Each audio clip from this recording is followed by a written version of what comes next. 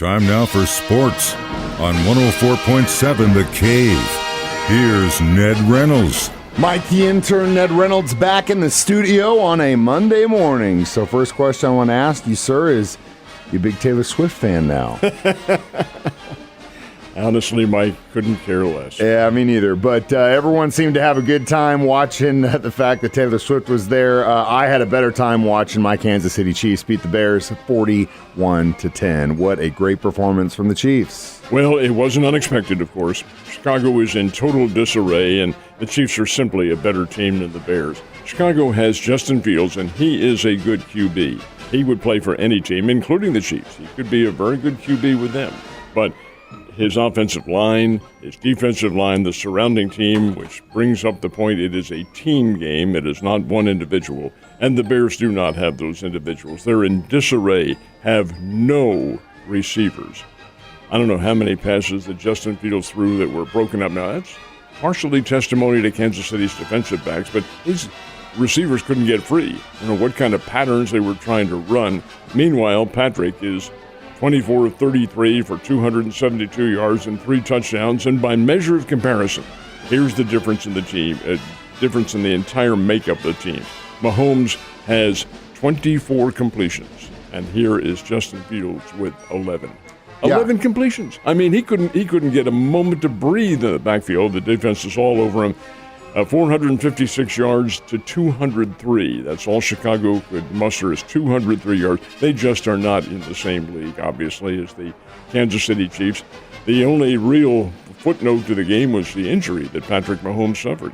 The defensive lineman toward the end of the first half rolled up on apparently his ankle. The way, honestly, my perception of it was it looked like his knee was hurt because he was grabbing his knee, but that evidently was just a way of bending over and relaxing a little bit, or trying to. I don't think it's a very serious injury. He came back and played a little bit in the second half before Gabbert came in and relieved him. But nonetheless, you're always taking your chance when you're out there. It's a game of attrition. Everybody knows that. But this was a good one for the Chiefs. It helped to instill some confidence in that. The New York Jets coming up next week. Yeah, and they looked a little iffy against the Patriots, and that was the noon game. They didn't look good at all. No, and Zach Wilson, complete trash as a quarterback. Speaking of trash quarterbacks, I did start Justin Fields yesterday on my fantasy team, 0-2, and he got me a big 11 points. So even though I started Mostert from Miami, he got me 45 points. Kenny Walker got 30. Hell, the kicker from Buffalo got me 15 points. I still might lose this game because Justin Fields is trash. So I might go into week 4. You had the kicker on a team that scores 70. And how many points did you get out of him? 30? No. I have the Bass from Buffalo. They didn't score 70. They scored like 37, I think. I had a Mostert, the running back from Miami, who scored 45. It's Miami who got your 30 points. He scored a ton. Tyreek scored a ton. Tua scored a ton. And that's with Waddle out. Miami's looking a little dangerous. Your kicker scored 37. Well, he didn't 37 himself, but that's how many Buffalo had. And the way I know that specifically is I've lost my wager on that. I wasn't going to ask you, but if you're going to bring it up, that's cool. I thought, again, the D looked really good. Even without Nick Bolton being in there, again, it was against the Bears, and they're going to get tested again against the Jets. But really, the true test is going to come beginning in November when we face those Dolphins in Miami. I think it's interesting. In Germany. Well, it's in Germany, Frankfurt, Germany. But interesting the way the schedules work, because last year, you might remember, the Chiefs had the more difficult portion at the start of the year. Now they're having it at the end of the year. It's still nothing's decided yet, but I still think Kansas City is a pretty good football team, if not the best. I don't know about you, but I am pretty excited to the fact that I won't have to watch any national interviews with Coach Prime anymore after the Buffaloes got their butts kicked on Saturday. Everyone talking about how he's the greatest coach of all time, and then, hey, guess what? Reality check, buddy. You're not. That one, and you knew this was going to happen, too. And they play Southern Cal this week. Colorado could give them a good fight for a while. Arizona State, a really weak team, scored a lot against Southern Cal. Southern Cal won the game.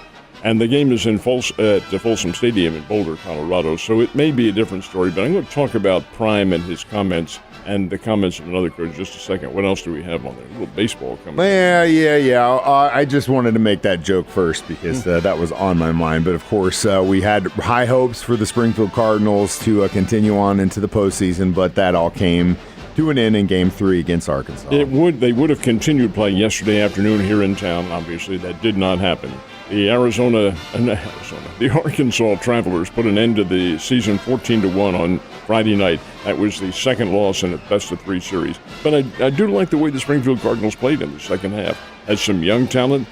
Unfortunately for them, some of that talent got sent up to Memphis. That's going to happen. It's very fluid in the minor leagues, as you know. But nonetheless, I thought a good performance all year long, entertaining performance. And I'm going to miss the fact that they're gone for the winter and back next spring again. And the fact is that in the final game, the first of the playoff games, they drew almost 3,000 folks, and that's not on the season ticket plan. I did like that. I thought it was good reaction from the Springfield public. Hope it continues. Yeah, and I think going forward, their team is looking pretty good. Now, I'm always interested, and I've done this for many years, to see how the also-rans play at the end of the year. Cardinals not playing very well. Kansas City Royals, oh my goodness. Cardinals got Drew Rahm, who is one of the kids they got from the Baltimore Orioles in that trade for Flaherty, got shelled yesterday by the San Diego Padres, who are playing for nothing. They're out of it. 12-2, San Diego got the win. Kansas City went into Houston to play the reigning world champions. Kansas City had 102 losses. They still have 102. Kansas City swept the Astros in Houston. They have just been miserable, the Astros, all season long. Now, what does that tell you? Number one, that Houston probably mentally is not ready to play. They should be, because they're on the cusp of not making the playoffs now. And secondly, it tells me that the Royals team is young, doesn't give a blast what they're doing. They're relaxed, they're free, and they're going to get better next year. Yeah, as long as they can keep that momentum into next year. And you're right. That makes all the difference in the world when a team is just relaxed and they're playing together and they don't care about numbers, games lost, attendance, checks. They're just having fun and they know that this is coming to an end. You get what the Royals have really kind of been on for the last couple weeks. I think they're playing well. Hell yeah, they are. All right, so let's talk about the local college football teams. You had the MSU Bears back in town on Saturday. It was great to see photos of Art back up in the booth doing the play-by-play. And I know you were doing the play-by-play across the street in the parking lot before the game even started. I warmed up better than Ben Haynes did. Yeah, had a good time. You knew the game was over on the first series of plays in the first quarter. Now, wait a minute, nobody scored in that. There's where I knew the game was over. The Bears got the ball to start out with and turned it over on the first play. Fumble, recovery, Utah Tech did nothing. Second series, after a punt, Bears fumbled on the first play. I said, what on earth is this? And actually, it was a pass that was incomplete. Well, actually, it was completed but fumbled. And Utah Tech recovered that. Did nothing. Said to the guys with me, this is 0 for 2 on turnovers. They're toast. And sure enough, they were. The Bears put it to them, 59-14. Utah Tech is making they're a new Division I team. They've been around now for about 3 or 4 years as D1, former D2 and a former junior college. But they've made the commitment. They've made the commitment to go big time, 1A. Now, they're nowhere near that yet.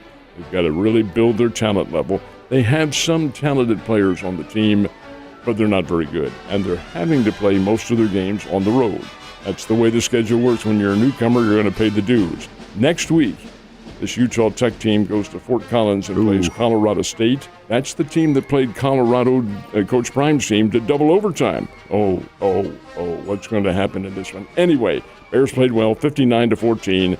Quarterback, the Jacob Clark kid, did very well. Huge completion record. Over 600 yards of total offense against a team that isn't very good. Team that is also good is Evangel. The Valor remained undefeated. It was not without a struggle. They beat Ottawa 27-21, still undefeated. Southwest Baptist went down to Texas, to Stephenville, Texas, to play Tarleton State. Now you say, who's Tarleton State? They're in the same conference with Utah Tech. They're a Division I AA team. And Southwest Baptist, while losing, gave them a pretty good fight. 27-13 was the final.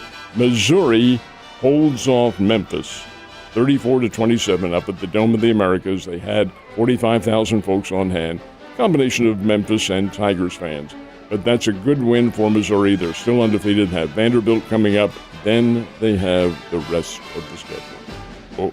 We'll see what happens. Yeah, and that's a scary, scary look. But wait, go back to the MSU Bears going into that game.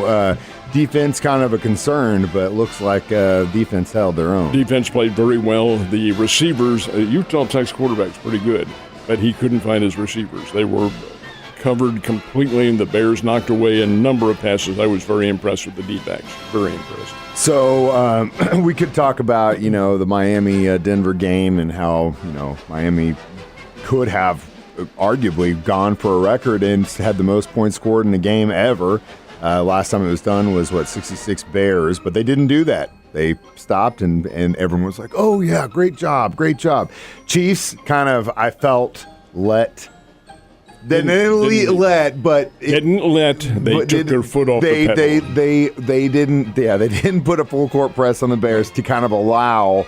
I don't want to say allow, but the Bears score. And thank God they at least got me some points on my fantasy team. So in that, the reason I bring this up is that those are really good situations of sportsmanship, I think, on a professional scene. You don't always see that, though, sometimes. You do not. A couple of coaches came to light, and this is on the college level. Coach Prime, keep in mind that Coach Prime is hired by the University of Colorado to do exactly what he's doing, and that's call attention to their program. Recruiting. And he has a good team. They're not great, but he has a good team. And he made the comment, and I do like this. He said, you better get us while you can, because this is as bad as we're ever going to be. Okay, that's a good challenge to the rest of what will be they're in the Big 12 next year with KU and K-State and all those schools. Okay, that's a good challenge for them and a good challenge for other coaches. Better get us while you can. That doesn't bother me. Ryan Day at Ohio State did bother me. His team gets a win on the last play of the game. The gun sounded as the kid went in for a 3-yard touchdown. But does Ryan Day concentrate on that? No. He talks about comments that were made by Lou Holtz on television a couple days before about how Ohio State maybe is playing a little soft on defense. Ryan, I want to challenge Coach Holtz and blah. Ryan, what difference does that make? The man's entitled to his own opinion, and you're responding to it? It's exactly what he wants. You use your head. Say, hey, we won the game. Whatever somebody else said doesn't bother us. Sticks and stones, gang, that's the old expression. I was very disappointed in this coach. He's got to grow up a little bit. Yeah, well, hey, at least you got your bets right this weekend, Ned. Got plenty of sports to talk about tomorrow. I'll see you then.